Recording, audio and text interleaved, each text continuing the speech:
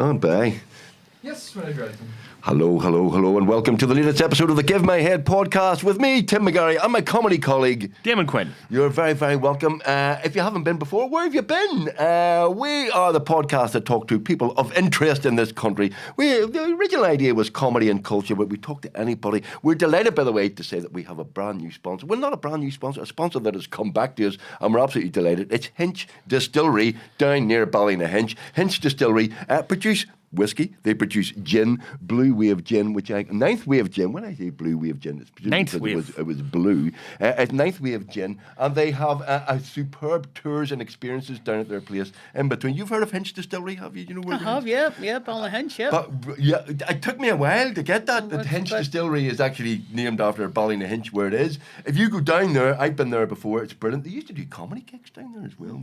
But they have a full distillery tour where you can learn the history, production, and guided tasting of whiskey. The Legacy Tour warehouse experience where you look through the distillery, then exclusive tasting of cask strength whiskies in the maturation warehouse. Who doesn't want to be in a maturation warehouse? I presume that's maturation warehouse? Yes, mature.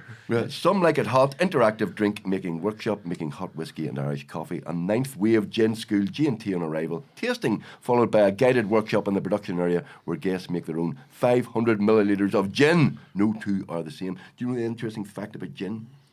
Who brought gin to the United Kingdom? No idea. King Billy. Did I? King William of Orange in 1690 was the man who brought gin because people used to drink Dutch thing.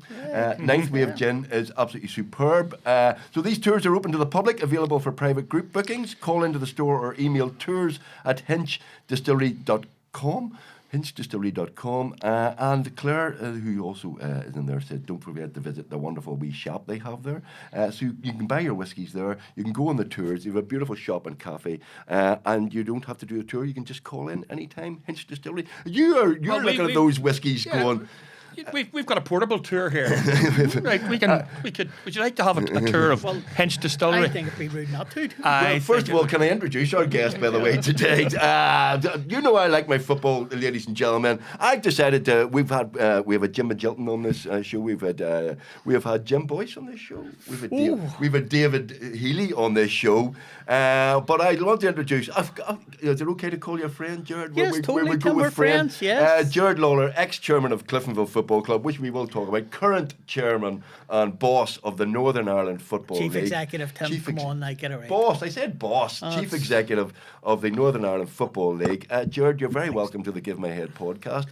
It's early January. Your Christmas hangovers are kicking in, but we don't care about that. We're going to have a lovely wee snifter of Hinch here. Yes.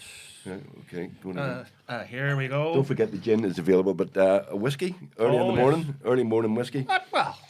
Sure, it's not that early. We tried their other. They have a couple That's of whiskeys. fine for me, Damon. I'd take a small one. You take a small one. Okay. All right. Gerard, you're very welcome. No, thank you, guys. Delighted to be here. There it is. There's Tim. the first today. There's first today. First today. Thanks to Hinch Distillery. Thank you.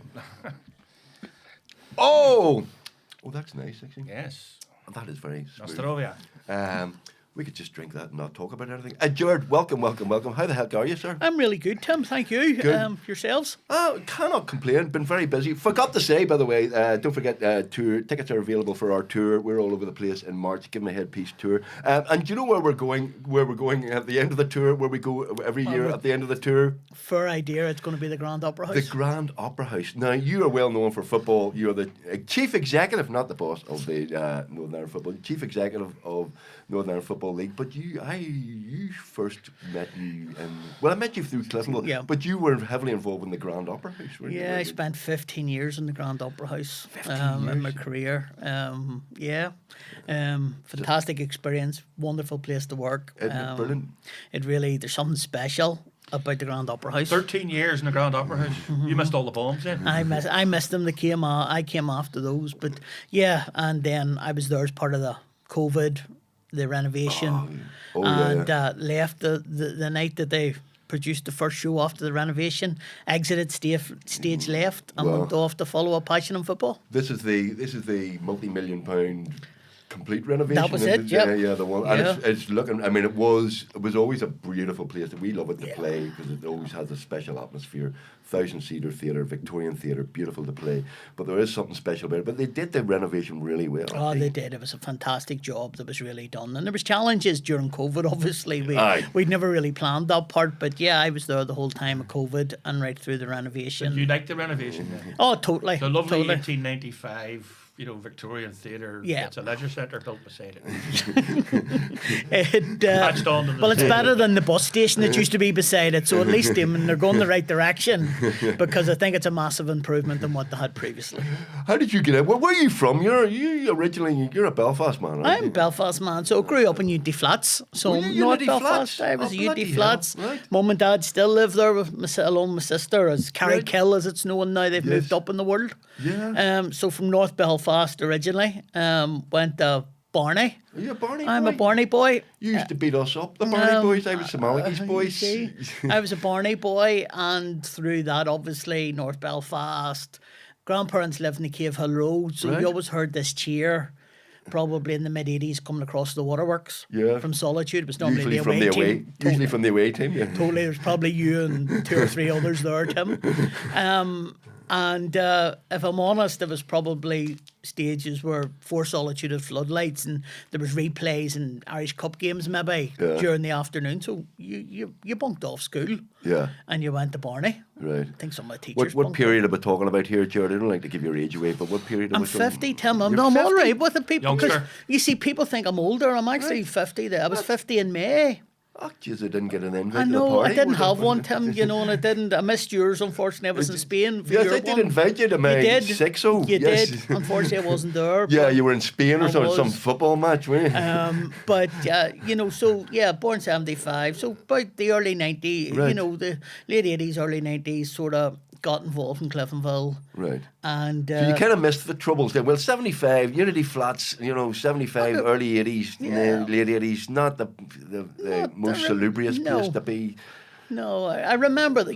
But you have fond them. memories of it. Like I threw bricks and all. Like I sort of grew up and threw stones and whatever. Like as you did in those days. Right. So as a young kid, I always remember one of the best days in the year at Judy Flats was the 12th. Right. Because they used to block off both sides of Carrickhill there at the Yes, front. put the big screens up. Big screens and all up at both sides, so you used to have the best football match of the of the year because you just played the whole road. There's about 3 matches going on Right. up the road. So yeah, you grew up in normality, thankfully, and the troubles never really touched the family or had an immediate impact on our own doorstep. So yeah, but proud to be from North Belfast. Say my parents still live in Carrickhill and visited regularly. Okay. And were you ever a player at football? Were you any good? Jesus, look at me. I'm going to say, you see, I like- love football. I'm shite at football. I was always crap at football. I was last to be picked at the school team. I was like, I was there. I was always a goalkeeper for some yeah, reason. I same don't know here. why. Maybe it's a bit of I could cover the space. But the thing was, when you were a kid and you got picked to do goals, you always got blamed every time. You did, didn't you? Yeah. You really blamed. Yeah. Like, they used to put the crap kid into the goals, and then they would complain when you let all the people. let all the You're goals. right. It's even like football now. Goalkeeper makes a howler. First thing he does is shout at everybody else. I noticed that in the game at the weekend. You're like, fuck yeah, So You never played it? Well, you never played it. Never you- played it. Got involved in Cliftonville probably leaving school. As early as that, right? It would have been. I remember my dad would have taken me to matches the odd time, and I remember going to an Irish Cup semi-final. So it would have been very early 90s at the Oval against Ards. I think we were winning 1-0 and lost in injury time and beat 2-1. That sounds about right. Yeah. Got hit with a RUC baton that night for doing nothing, obviously, just standing there quietly. So that was my introduction to Irish League football. And I thought, this is okay. I like this. Hit by an RUC ball. That was the days when police were police. Yeah, exactly, So Did you put in a claim? Did you no, wanna I say it? didn't It's probably actually. too No, late I now. told mum, then she clipped me, Right, saying you no. must have done. In the good old days, you must have been doing something. You weren't that innocent, so you got another whack round the back of the head. So did that, and got involved in supporters clubs. Right. For those that know me, I like to share my opinions. Yes. Quite Alright. vocal. So yeah. So probably, went through an era of the club of, change and supporters knowing that the club needed change, and was involved in that. And I suppose unprepared, I ended up on a board and ended up as chairman after a while. Well, you don't just end up as chairman. I mean, you have to be willing to do it and be, elbow people out of the way. Do you?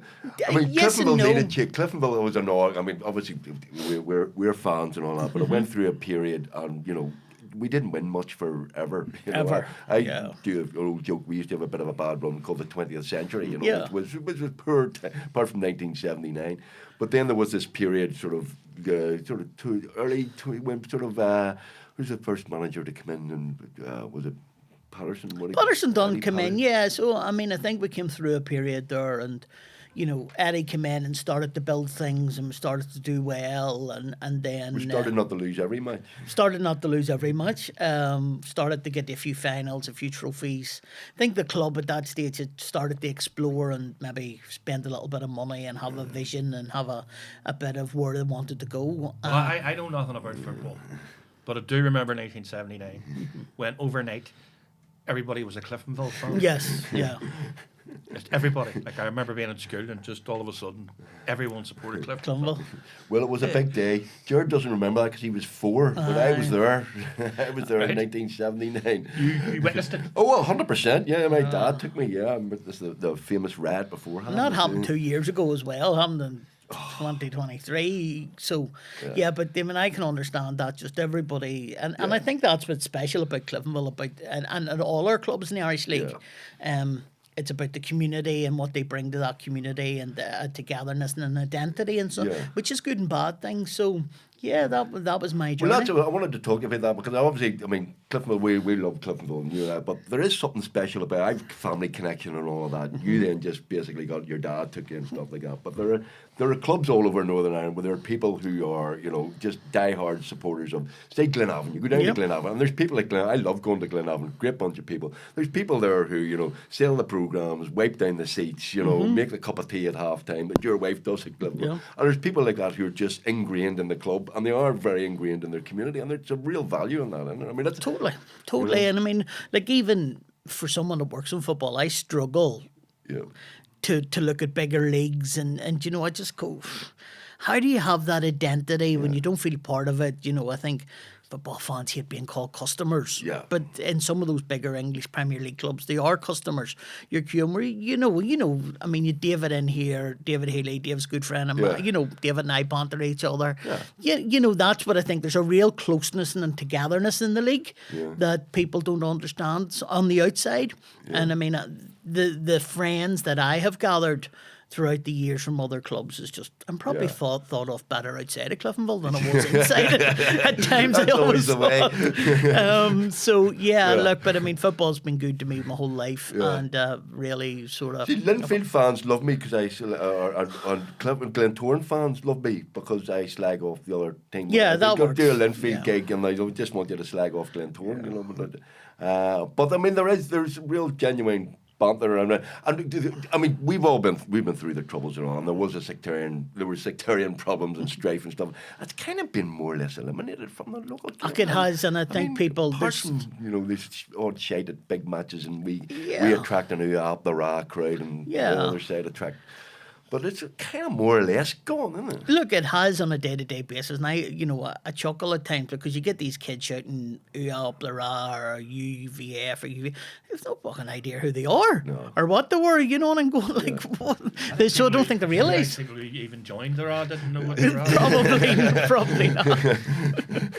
Probably not. Couldn't have told you who James Conley was or Patrick Pearson. Well, so I think I just find that. But yeah, the day-to-day, look, I mean, I had the game lately, Cliftonville, Linfield earlier in the year, and there's, it's just normality. Like, we're at a great place now where you see Linfield fans walking up and down the Cliftonville Road, which was unthought of. Cliftonville fans, tonight, I'm not allowed to say that shit, sure, I'm not, no, No. Oh, yeah. Well, Right, so this obviously, is recorded before January. right, okay. So obviously, Cliff will play Crusaders tonight. Fans will be in the social club together. Yeah. So there's a real camaraderie. Yeah.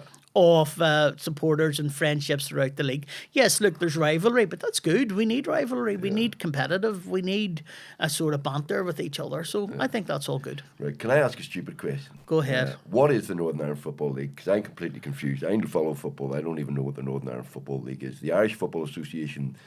Why does it not look after all football? What's the Northern Ireland Football League? So Northern Ireland Football League is the body that's responsible for the professional game in Northern Ireland. Right. So the IFA are... I'm not allowed to slag them off either. You can say whatever you want. No, the IFA are the governing body, so they have the responsibility for the whole of So are football. you under the IFA? Technically, partners. Right. No, the IFA are the governing body of football, so they're responsible for all of football. Right. And then NIFL, as we get for short, NIFL is the body responsible for the professional game. Right. And that is to grow and professionalise the game and make that part of the game. Because, the IFA is looking after disability, some elements of girls, the amateur game, the intermediate game. And there was probably the politics of football 13 years ago that, and believe it or not, Tim, like the old Irish Football League, as it was originally, is the second oldest league in the world after the FA. Yep. So there's a great history. We joined the IFA in early 2000s, didn't really work out very well. And then the senior clubs sort of went back and set up their own identity. So, as I say, the clubs look after themselves, and we just look after the senior game. We look after part of the senior women's game, which I know I've seen you jumping up and down like a puppy jet at times. Marissa Callahan, legend. Legend. So yeah, our responsibility is to try and grow. My responsibility is to grow that the local game, the local professional game, and it's a wee bit of a setup on a different standard, like the Premier League in England. The English FA run the game, and the Premier League run the professional game. Right. So when you say professional game, I mean, we've still got a lot of players who are amateur, who were part-time. You mean the professional game as in the Irish League and the... Yeah, but I mean, obviously the vision has got to be, we've now 4 clubs that are full-time. My job's to try and increase that to 12. Right. And Well, have a everybody full-time do league. full-time. Yeah, I think that's the future of it. We're going to lose Johnny Alice. And Johnny that's Alice is a teacher, isn't he? but no, not necessarily, because there's ways around it. There's hybrid models. There's different ways of doing it. So, I mean, we can't stand still. We have to make the product better. We've got to get better. So, I hate the word product. you see, you just can't have. We have Not to a product, progress. it's a football match. We have to progress because we wanna keep our history, our heritage. We're proud of that, but we want to have the best game on the park in the best facilities. Yeah. And that's a big part of it, is the professionalisation that we go for. Yeah. But More importantly, what do you think of that whiskey? It's actually, I'm not a That great is whiskey. whiskey. I thought it was very nice, actually. It's very nice, It isn't is, actually. I mean, yeah. Really smooth. Oh, it is actually. This is early in the morning. We shouldn't be doing it. Well, it's after 11 o'clock. It's all right. Look. Dan just laughed. He said, after 11 o'clock, what, is that too early for you, Dan? It's only a cure, really, at this stage, isn't it? Still, so your role is, and it can be controversial in time, because you do end up at the back page of the Sunday Life quite a lot. And you get slobbered at quite a lot by people. Is that for what do you mostly slobbered about? Sunday football is a big issue. People don't want to play football on a Sunday. Professionalism is an issue. Whether they're playing in the summertime is an issue. And then did you get involved in Casement Park as well? Or you made a few comments about Casement Park? Look, the one thing that I've learned is people don't like change in Northern Ireland. What? Honest to God, I was even shocked at the level of it. So, yeah, look, I mean, as I say, the role that I have is to try and push the game forward to make it more professional. So, I mean, yes, there's all of those things. I mean, I think my opinion is we can't continue to play the world of football without getting really into it deep, Tim. The world of football is evolving. Yeah. I mean, you'll even know in the media world, both you guys come from a media, the world of media is changing. Completely. Like, as an example, I looked this week, and Paramount, who you think make Bugs Bunny and Mickey Mouse and Warren Brothers are now brought rights to Champions League football. Yeah. Champions League we all think is on ITV or whatever in a way. It's not. It's going into these other Discovery, Paramount, Warner Brothers who, as I say, I thought were cartoons in the past. Yeah. So we have to evolve around that also. Gary Lineker's doing his podcast Gary's for the world doing- on Netflix. Yeah, follow Jews. Like this could be on Netflix exactly. pretty soon. So I mean, that's where we Anybody have. from Netflix is watching. So that part of football in the world is broadcasting is changing. So we've got to look at Saturday's almost becoming a normal day of the week. Yeah. So we think there's other opportunities. We can't compete with the Premier League. Let's be honest. There's wall-to-wall football every weekend. Yeah.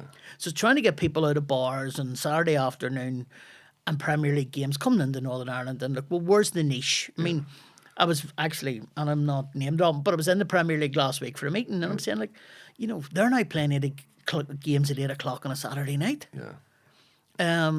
Scotland are now playing games at 8 o'clock. Yeah. So the supporters in some areas, the core, all want to stay at the same ground, but the broadcasting and the opportunities for the game are elsewhere. Yeah. So that's something we must challenge, or we're left behind. Yeah.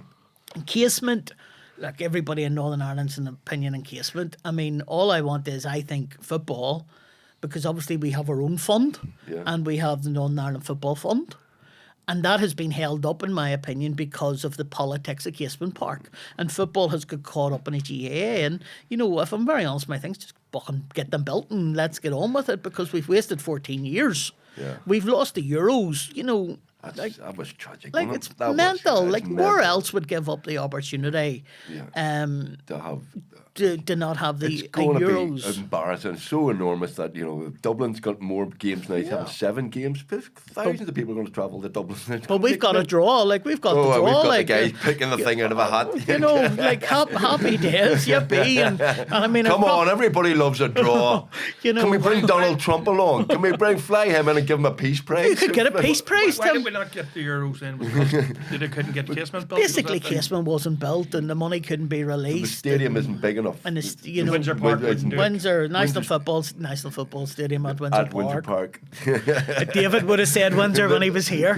National Football Stadium is too small. So the only stadium, and they put all their eggs in a basket, was Casement. It looked as if it was going to happen and be built, and then the Euros games would be hosted. Like, so we're the only country in the world who doesn't want to hold the Euros. Yeah. It's like, Belfast has got as dear as Dublin. Probably dear. Yeah. It used to be a cheap place to go out. Now everywhere you go out, sometimes it's even more expensive than Dublin or European capitals. So surely we need a national stadium. Well, and I suppose to, I mean, what we do say, we have one at Windsor. There's one there at the moment, but for these bigger events, so the whole idea was, and I'm sure Boise spoke about the maze when he was here. He was never in it. Just for clarity, I don't believe he was ever in it. But Jim had H4. Jim Boyce is at H4. But we did have, Jim had a vision years ago that the maze site should be in a stadium for rugby, football, Gaelic, for these bigger occasions, which concerts, which, like you go to Manchester's 3 or 4 of these, Liverpool's a couple, we're just so far behind in Northern Ireland. And I think we're politics and sport mix, and they're not a good mix. So I suppose my approach to it is, look, GAA deserve their stadium. We need better facilities within the Irish League.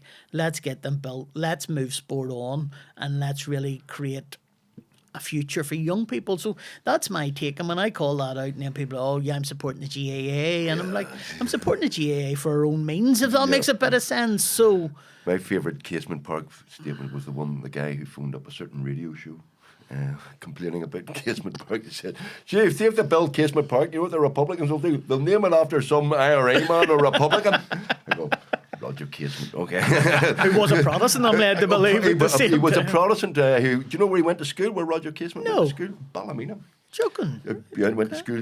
Roger Casement's father died in the Adair Arms Hotel in Ballymena. So very interesting. there's a Font of knowledge, Tim. You'll have to get one of these awards at this You obviously draw. don't listen to the Irish History Boys podcast either, or they? Walked into that one really, didn't I? Yes, there is a bit of history. But see, that's the weird thing. The whole thing about Casement, it's kind of depressing, and you It kind of is. just go. It I mean, is. our politicians, I mean, they're a bit shite, aren't they?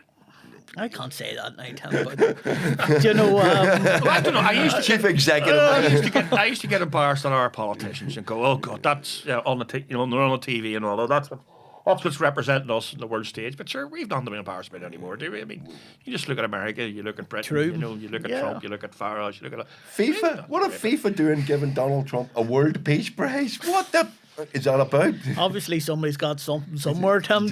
I'm trying to stay off the back page of Sunday Life, and All you're right. trying to put me on the front page here. So But when you're not involved in FIFA, are you? No, I'm not doing FIFA. But every time I meet you at a Cliftonville match, I go, "Oh, how are you going? Where have you been?" And you go, "Oh, I'm just back from Barcelona at a Barcelona, or I'm just back from somewhere in Europe watching some exotic football match." I do some work for UEFA. You do some work. I for do UEFA, some work for UEFA. which entitles you to travel around the fucking world watching. Well, I go to football work. matches. No, I mean, so like last week, Work? when we were recording this, yes, I was in Dortmund for a Champions League game on behalf of UEFA, and you oversee it and whatever. So Right. I do some work. Well, what work is involved in overseeing watching the match? Yeah, and report. You have to write a report What, write a afterwards. report? Well, you can just watch it back Sort and of, and read you the have to back of write the it. paper. It's not Yeah, as simple as you make it sound. Well, Tim. what are you reporting on? Are you You're reporting maybe on? on crowd trouble, or maybe Right. regulations aren't met, or if there's a have particular to be issue. there. You have to be. have to be. Somebody has to be Right. there, Damon. Do you So get a may as well com- be there. Do you get a comfy seat? You do, and you know what? The one last week in Dortmund was great because you pushed a button and it actually heated up for you Oh, like your back car. off. I'm Really? telling you. So when we get those at Solitude, Tim, you'll be made at. Oh, I hated seat at Solitude. But you never sit down anyway, you I stand. It wouldn't be right at Solitude. No, though, no. it wouldn't So, be. so definitely. So yeah, you get a nice seat. You get there. You fly business class as well. Now. Oh, back off. Aye, I so want it's that job. So Do you need a Hamilton to it's- carry your bag? You it's, get to go to football matches, comfy seats, and then you write about it. aye, so that's a wee part of what I do, and it's a nice part of my own So job. here, I know nothing about football, right? You keep saying that. I and did- then you- There's he or me. I don't think. I don't know nothing about football, but I did read Puck Jennings' autobiography, which was really interesting because he talks about how when you were a footballer in his day, Yep. they actually got the bus to go to the match, and on the way home on the bus, they get slagged by the punters going, you were crap on that match. That sort of, and that's what footballers used to do. I mean, compared to what it is now. It's ridiculous now, Damon, to be honest with you. I think football has just gone. We've created superstars and out of footballers, and that's what I come back to, because that's almost still the Irish League, and I don't think we never want to lose that heritage that we have. Yeah. I mean, as Tim says, many maybe late night drink has been had in Cliftonville Social Club Yes, after an awards, and I'm sure every other ground around the Yeah, country. yeah. And that's what I like. You know, fans can go in, they can talk to players, they can tell them they were shite or they were good, and they can take it. Yes, you can meet the players in the social club afterwards, or sometimes you can meet the manager in the social Yeah. club. Decky O'Hara, in fact, was serving beer. So you can have those discussions, but yeah, I think the game in England and around the world has gone absolutely bonkers, if I'm really honest with you. And I was told a certain player, Jamie Mulgrew, who we Yeah, great lad. legend, Great great lad, stalwart. Hate him because he's very good. A Linfield player and has been for years. And he was telling me that some players are coming up and thinking they're superstars because they're playing for Glenavon or whatever and they have egos coming in, and he's going. I mean, who the fuck? A bit of perspective, but there's all of that thing of I'm playing football. I could be a gazillionaire in 5 years.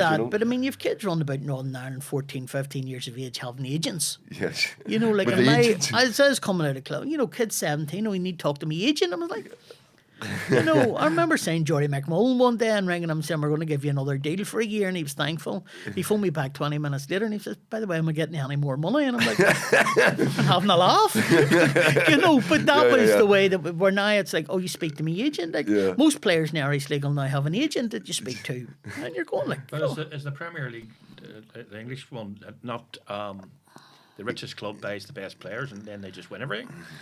to a certain degree, but then you look at the likes of Liverpool this year and Man City last year. So, I mean, look, I still believe there's a lot about camaraderie, about culture, about togetherness, about a team ethos. And Tim, you look at some of those teams in our time, in my time at Cliftonville, they weren't the best players in the league overall, but they had a real togetherness and they'd have been through brick walls for each other. And I think in some cases, that really is worth But more. we're long past the days of the Brian Cloughs, who could really make a difference.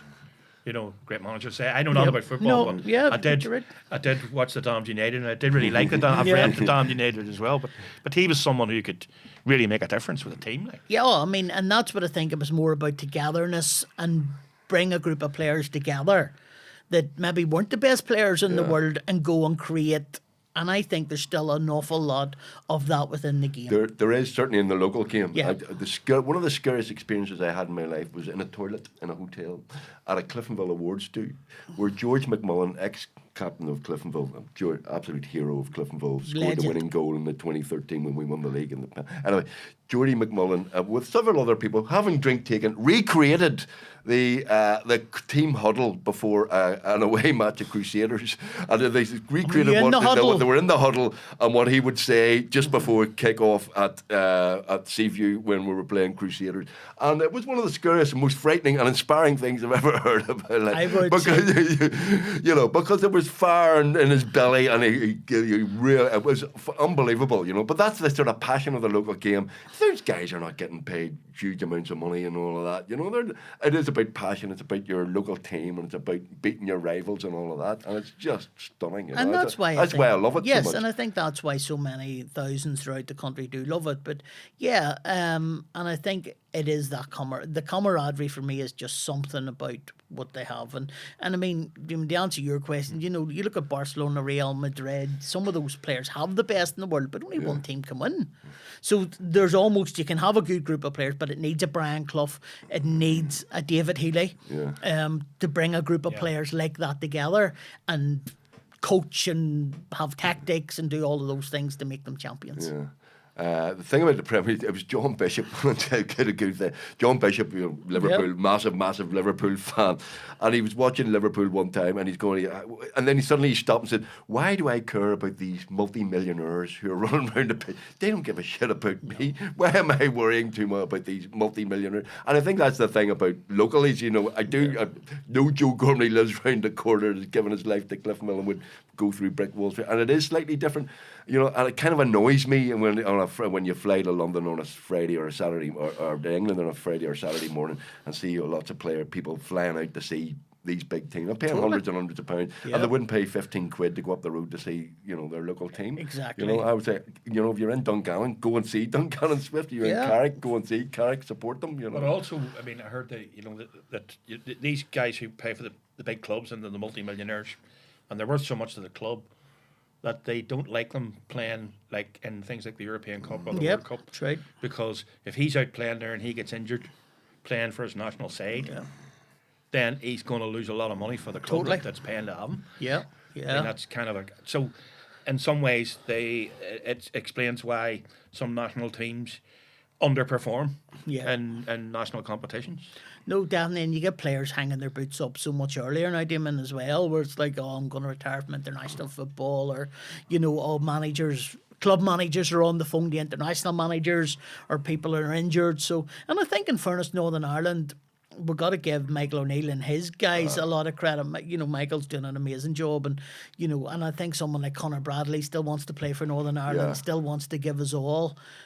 So, look, I think as much as we criticise their politicians to a certain degree and we give off, you know, there's something special about this place. Yeah. And that's my frustration, I suppose. If we could always make Northern Ireland work, we could have such a wonderful place in this part of the world and the country and get on with life. See, man from Unity Flats supporting Northern Ireland now. I didn't say I supported them. I says Michael's doing a good job. Like, that's. But you still want to support the Republic of Ireland then? I don't support either of them. Oh, you're so. Well, do you think there should be one team?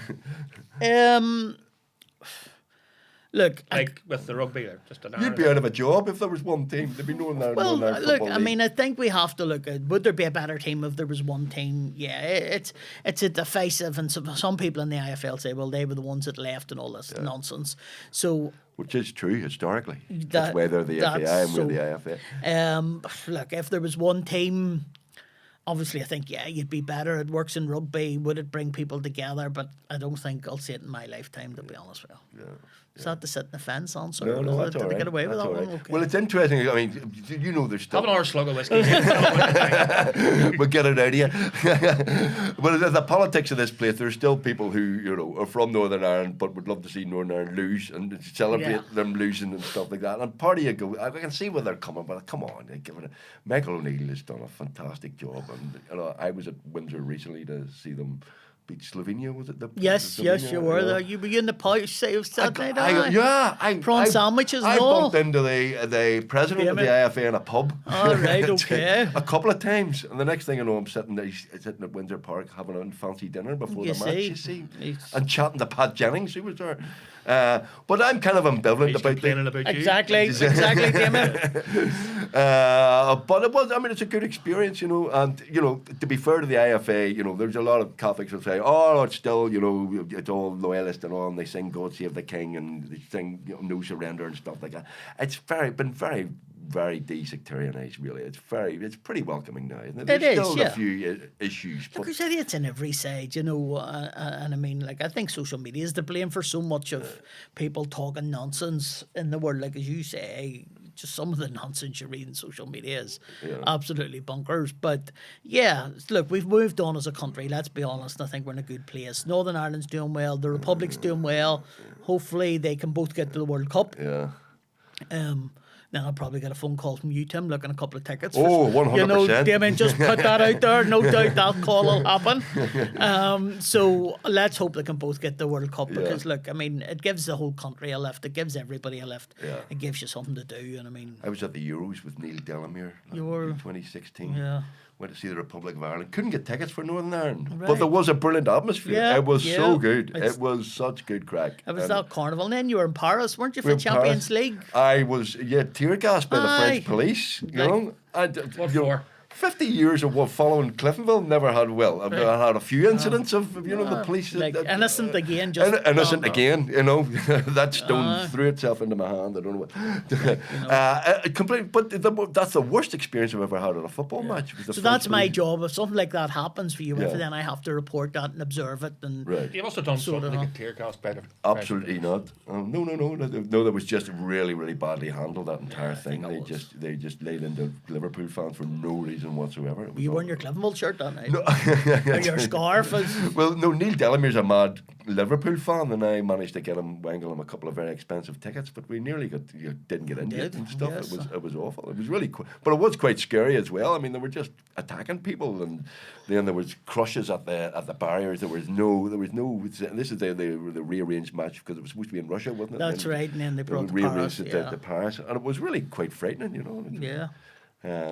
There was Neil Delamere got 10 minutes stand up out of it. To be fair. That was the deal, wasn't it? He would do something Yeah, for no, that's Cliftonville right. Live. I still have the text message. I Delamere think, did can you this. give me 2 tickets? And then I says, I'll go to Jimmy Boyce. And Jimmy's the man. So Northern Ireland football's better than that. That's what I'm saying. Look, it's passionate. It's about community. It's there. And you know, it's a great Saturday afternoon. Friday nights are good for a few beers, start the weekend off. And that's what we want to create, is back to my role, is changing that, getting more families involved, getting facilities, having good facilities. And then the other part of it is we've big decisions to make. You know, as you say, Tim, tens of thousands or people every month are going across to England. Scotland is a massive market that we have to contend with as well. Down south has played summer football for a number of years. That has worked well for them. It has worked well, you know. And there's always this debate, and I'm of the opinion it's worth looking at and exploring and trying slightly. And if it doesn't work, okay, at least we tried it. Because see, if we don't, we're going to fucking talk about it for the next 100 years again. Because I am fed up talking about it in my life. And there's the traditionalist who would rather go out on a January night freezing and watch. Or there's people think, well, if we went out on a summer night, could you bring the family? Would you get more people to go? So I think there's a conversation there to be had, and we need to explore that. And that's what we're going to do. Yeah. Can I don't want to drag up the past, but before you were chairman of Cliftonville, I remember you at a football match remonstrating with an official in a way that was rather vocal and was impolitic, shall we say, though you were remonstrating with an official I think you were on the board at the time. You need to be slightly careful. Our officials, are they coming there? I quite like our officials. Our officials they're decent people. They're all good people. They are. But do they get things wrong more than other officials in other leagues, or is that?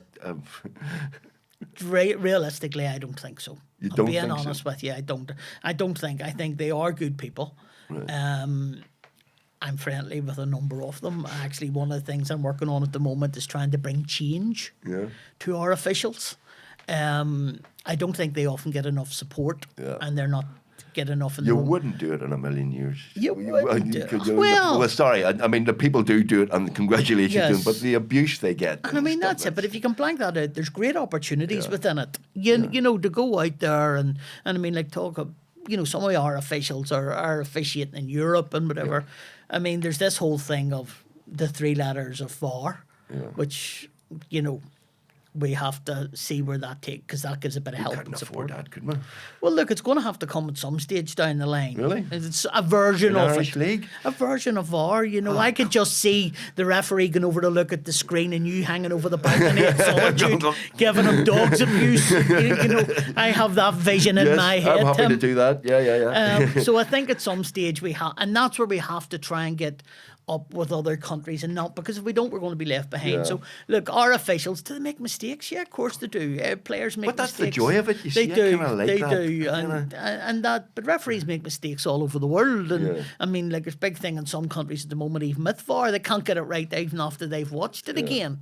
Yeah. But I think we've a great group of guys that are approachable. They'll have a bit of banter. Well, do you know what? I was talking to Raymond Krangle recently, very famous local referee who got a lot of abuse. But what I like about Raymond was, there's a calm. You need a kind, as you say, block out the thing. Yeah. But you need a sense of humour, and you need a bit of tact as well, and a bit of common sense. And he had all of that, and he'd admit made mistakes again. But players get uppity as well, and you need to slap them down a bit. Yeah. You just need to, But he was quite a sensible referee. Raymond was, and I've had and my he issues made various with Raymond. decisions that I remember saying bad words. Aye, he brought it out of you. Raymond did. He did. Raymond always brought it out of you. But I mean, he's trying to give something back, and Raymond's one of our better referees. Yeah. I think he's not here to defend himself. He's not. No, but he'll be. He'll get a touch no matter what. But no, look, I think Raymond was known for talking to players. Yes. If you're going to teach them like school children said. and dismiss them, that gets people's backs up. Where somebody just says to Raymond, what the F sad? He'd have went F away off and get my headpiece. Some people say, oh, that's ridiculous. You're not allowed to do that. But, we're in that environment. So I suppose in a way Raymond was very good at man management. Did he get everything right? No, but he was always one that would willing to come up the stairs afterwards, have a yarn, talk it out. You didn't have to agree. Have you seen that meme of the Irish League referee? I don't know who it is, but it's a meme for life, and it's a referee, and there's players all around him, and there's a local referee, I can't remember his name, and he's just mouthing, calm the fuck down. That's the head of Which is a good moral for life. It's a good moral for life. Calm the fuck down. He's now head of all the referees in Northern Ireland. Is that right? That's where that got Andrew Davey. Is it Andrew Davey? Apologies to Andrew for not knowing that. No, Andrew, it's Andy Davey, but that's it. Like, that's what everybody's thinking. That's exactly what you need. Everybody just calm. Yeah, that's what everybody's thinking. Like, just calm the F down and let's get on with it. Because they're never going to change their mind. Yeah. And like when you always see this, you've two players arguing the exact same opposite thing. Yeah.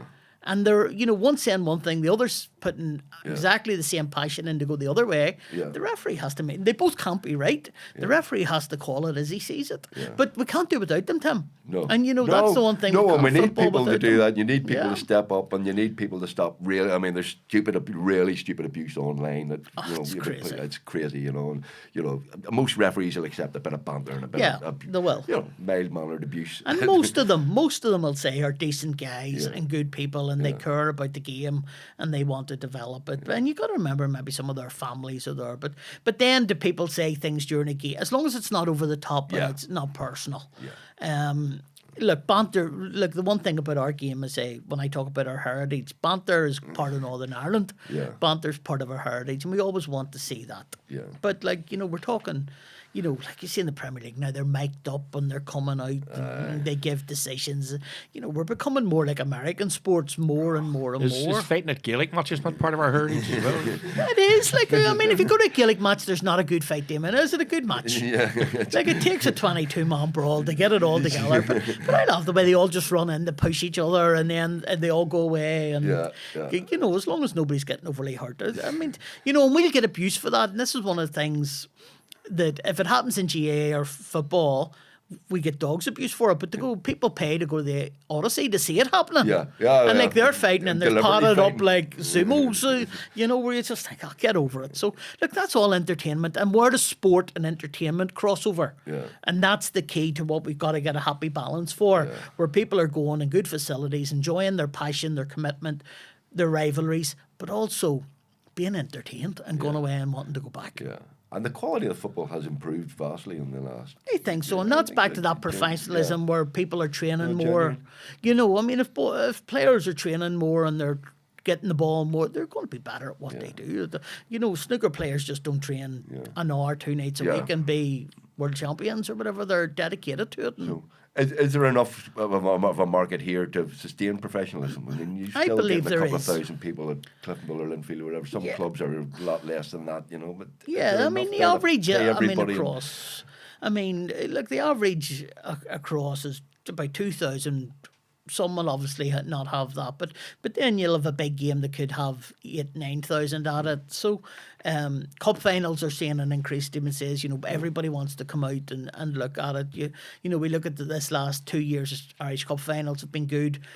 In NIFL, we do the Bet McLean Cup final, Tim. That's you'll not be there to support Cliftonville this year in it, unfortunately. But we've had some brilliant days there and had great. And on average, I think 4 years ago, the attendance, the record was 6,000. We've now turned that into a 12,000 game and a good day out, Damon. I get you an invite for that this year. I get you an invite for that. You can't say I know nothing about football. You leave the 22nd of March free, and I make sure there's a whiskey for you. All right, there you go. We've sold it to you. You guys love it, but I know a certain cameraman who works for a certain national broadcaster, and he hates being put onto the football. He hates Irish League football. To him, it's just standing in the middle of winter with a rain pelting down, getting soaked in a founder. And that's no different as opposed to many other sports. But that's it. But that's why we do love it. But hang on. You're independent. You have to be neutral and all of that. But 4th of May 2024, Irish Cup final, Rory Hale is walking through. Did you cry like the rest of us? Did you, or were you stoic? Were you manly, or did you shed a tear when we? I would be telling lies if I didn't say there was a tear. I would, There was a tear. And obviously, at that stage, my wife was on the board. My son's part of the backroom staff, and I have so many friends at the club. Yeah. And look, you are neutral, of course. I am neutral, of course. But I've many friends at Linfield. But it was a special moment, I think, for anybody that had been through the pain of all those cup finals of the past. Yeah. And it still gets me. I remember going, fucking Roland's going to fall. He's going to fall. He's going to fall over this.